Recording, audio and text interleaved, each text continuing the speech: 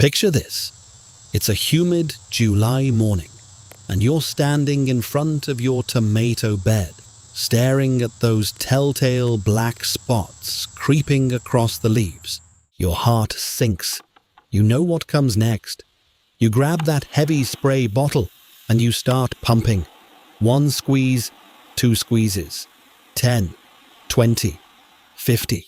Your arthritic fingers start to ache. Your wrist begins to throb. You're twisting your body, trying to reach the leaves hidden deep inside the plant. The sun is beating down on your neck. By the time you finish coating every single leaf, your hands are swollen, your back is stiff, and honestly, you're wondering if this is even worth it anymore. Here's the hard truth nobody talks about. By the time you see those spots, the disease is already inside the plant.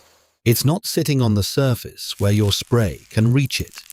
Those fungal spores have already drilled tiny roots straight through the leaf's skin and into the plant's veins. Spraying the outside is like putting a band-aid on a broken bone. It might make you feel like you're doing something, but deep down, you're just fighting a battle you've already lost. But what if there was a completely different approach? What if, instead of waiting until disaster strikes and then exhausting yourself trying to fix it, you could flip a secret switch inside your plants that makes them defend themselves? I'm talking about an invisible armor that builds from the inside out, long before the first spore ever lands. And the best part? The secret ingredient is probably sitting in your medicine cabinet right now. It's so simple, so effortless, that you'll wonder why nobody ever told you about this before. You won't be squeezing any spray bottles. You won't be contorting your body to reach hidden leaves. And it's completely safe for the neighborhood cats that love to nap under your tomato plants. Before we dive in, let me promise you this. Everything I'm about to share is gentle on your body, safe for your pets, and actually works with nature instead of against it. No harsh chemicals, no complicated schedules. Just one simple action in early spring that protects your garden all summer long. Now, let's talk about why the old way isn't working. Most of us were taught to be reactive gardeners. We wait, we watch, and when we finally see the problem, we panic and reach for the spray bottle. But here's what's really happening at the microscopic level. When humidity rises in summer and those invisible fungal spores float through the air and land on your tomato leaves, they don't just sit there. Within hours, they sprout tiny thread-like roots that punch straight through the waxy coating of the leaf and burrow into the plant's living tissue. By the time you see the black spots or the powdery white fuzz, that fungus has already set up shop inside the plant's circulatory system. It's pumping through the veins, spreading from leaf to leaf. Spraying the outside at that point is like trying to stop a flood with a paper towel. The damage is already done. And let's be honest about the physical toll. If you have arthritis in your hands, or carpal tunnel, or just the normal wear and tear that comes with a life well lived, squeezing that stiff plastic trigger over and over is genuinely painful. I've talked to so many gardeners who tell me they dread spray day. They put it off. They wake up the next morning with their fingers so stiff they can barely hold their coffee mug. Some folks have even told me they've considered giving up their vegetable garden entirely because the maintenance has become too physically demanding. That breaks my heart because I know there's a better way. So let me introduce you to something that sounds almost too good to be true, but I promise you, it's backed by solid science. It's called systemic acquired resistance, or SAR for short. Now, Don't let the fancy name intimidate you. Think of it this way. Imagine your tomato plant has a built-in alarm system, like a home security network. When the plant detects a very specific signal, a chemical messenger, it sounds the alarm throughout its entire body.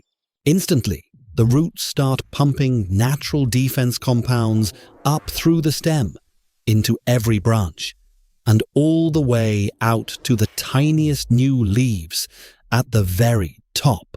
These compounds thicken the cell walls, activate immune proteins, and basically tell every single cell in the plant to get ready for battle.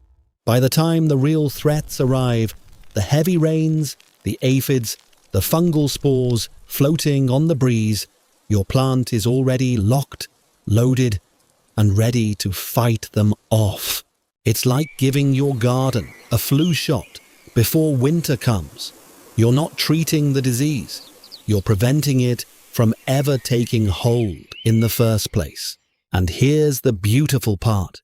Once you activate this system, the plant does all the work.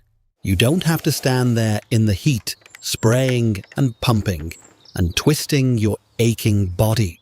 You just give the plant the signal, and it takes care of itself. Now, before I tell you exactly what that signal is, I'd love to hear from you. What's your biggest garden headache right now? Is it A, that stubborn, powdery mildew that shows up every August? Or B, those relentless aphids that seem to multiply overnight? Drop your answer in the comments. I read every single one, and it helps me know what you want to learn about next. Alright, let's talk about timing, because this is where a lot of folks go wrong. You can't activate this defense system in the middle of summer when the disease is already raging. You have to do it early in spring, before the trouble starts. The magic window is when your soil warms up to around 60 to 65 degrees Fahrenheit. If you don't have a soil thermometer, don't worry. Just wait until you see the first little green buds starting to wake up on your perennials, or when your daffodils are poking through. That's your signal. Whether you're gardening up in the cooler zones, like Zone 3 or 4, or down in the heat of Zone 9 or 10, this principle works the same. You want to get that internal defense system humming before the harsh summer weather, the humidity, the heat, and the pests arrive in full force. The plant's energy is already focused on fruiting, and it's much harder to flip that immune switch. So here's the moment you've been waiting for. The secret ingredient. The thing that's going to save your hands, protect your plants, and give you back the joy of gardening without the pain. It's aspirin. Plain, uncoated aspirin. The same kind you might take for a headache. About 300 to 25 milligrams per tablet. Now, before you think I've lost my mind, let me explain the science in a way that makes perfect sense. Aspirin contains a compound called salicylic acid. Salicylic acid is actually a natural plant hormone. When you introduce it to the soil, the plant's roots absorb it, and the plant interprets that chemical signal as a warning. It thinks, "Oh no, something's attacking me. I need to defend myself." And boom, that internal alarm system I told you about kicks into high gear. The plant starts producing its own disease-fighting compounds and builds that invisible armor from the inside out. There's also another option, and this one's especially great if you live near the coast or if you love seafood. You can use crushed crab or shrimp shells, about 2 tablespoons of dried, crushed shells. These shells contain something called chitin, which is the same material that makes up the exoskeleton of insects. When the plant detects chitin in the soil, it thinks bugs are nearby, and it activates that same defense response. It's brilliant, really. You're essentially tricking the plant into thinking it's under attack, so it armors up before the real attack ever happens. Here's how simple this is.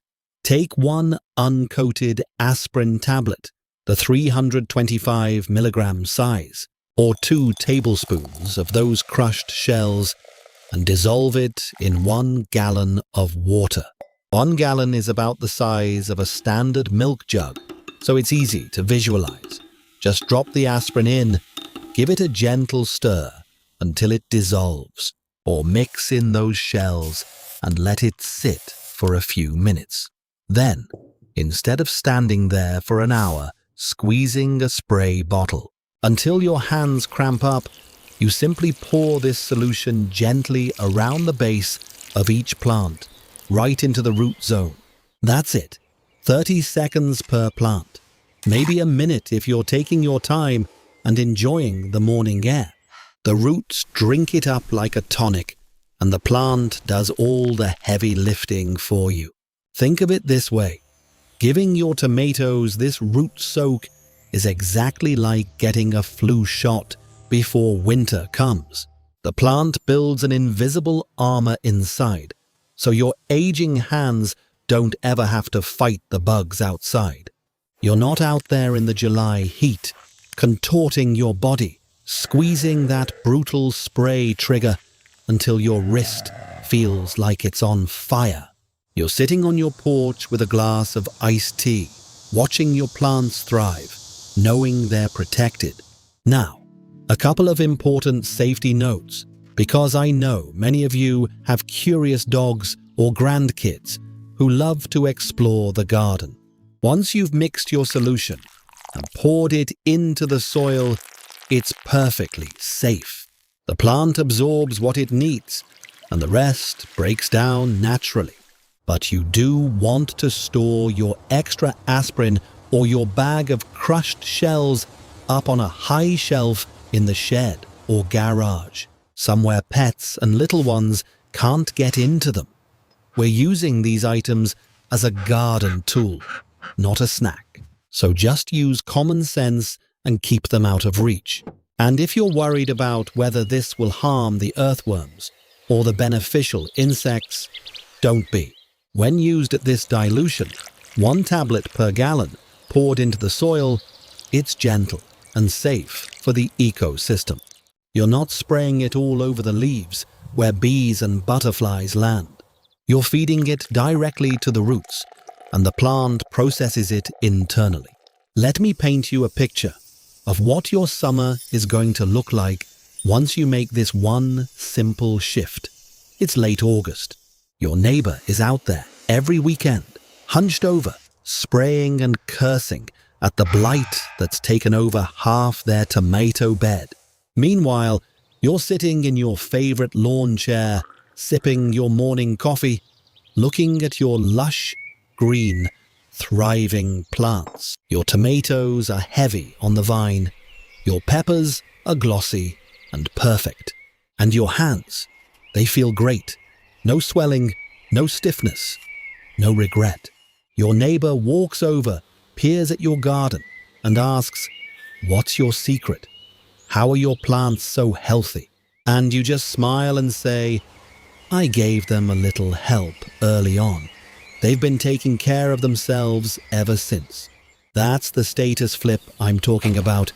You're not the person struggling and suffering through garden maintenance. You're the person who figured out the smart, lazy way to let nature do the work. And trust me, there's nothing more satisfying than that. By shifting from spraying the leaves to feeding the roots, you get a thriving, disease-free garden. And you get to keep your physical freedom. No more aching wrists. No more swollen fingers. No more dreading the work that used to bring you joy. Just beautiful, healthy harvests and the deep satisfaction of knowing you outsmarted the problem before it ever started. If you found this lazy, smart tip helpful, I'd be so grateful if you'd hit that subscribe button and join our Senior Garden Guide community.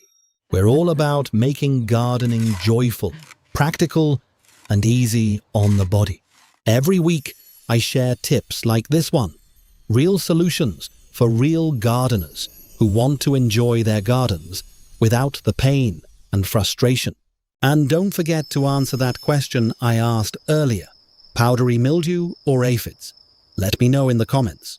I read every single one, and your answers help me create the videos you actually want to see. I'll see you in the next one. Happy, pain-free gardening.